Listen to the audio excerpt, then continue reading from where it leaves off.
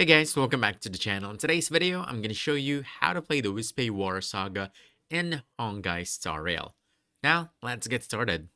So first things first, this event is basically a strategy style minigame where you build and control your own Wispae army instead of using your normal characters.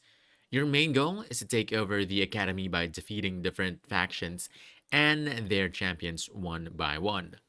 When you jump into a battle, the key thing to focus on is your setup. You'll be placing different Wispe units along with cards, capsules, and upgrades that boost your army. Think of it like building a mini army that fights automatically once the battle starts. Now, here's the important part. Your positioning and upgrades matter way more than anything else.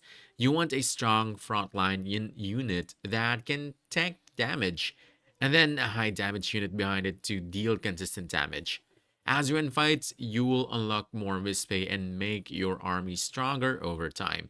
As you progress, you'll face 4 major champions across the academy, and each one controls a territory. Beat them, and you take over their area and move closer to completing the event. And also, don't forget to use your upgrades wisely. Investing in one strong unit early can actually carry your entire run, especially if you boost its attack speed or damage. And once you finish all the main battles, you'll unlock a final challenge where you can test your strongest setup against a tougher enemy. So that's about it. That's basically how you play Wispae War Saga. Build a strong army, position smart, upgrade wisely, and take down every faction in your path. So if you found this helpful, don't forget to hit that like button, subscribe for more quick guides, and I'll see you in the next one. Thanks,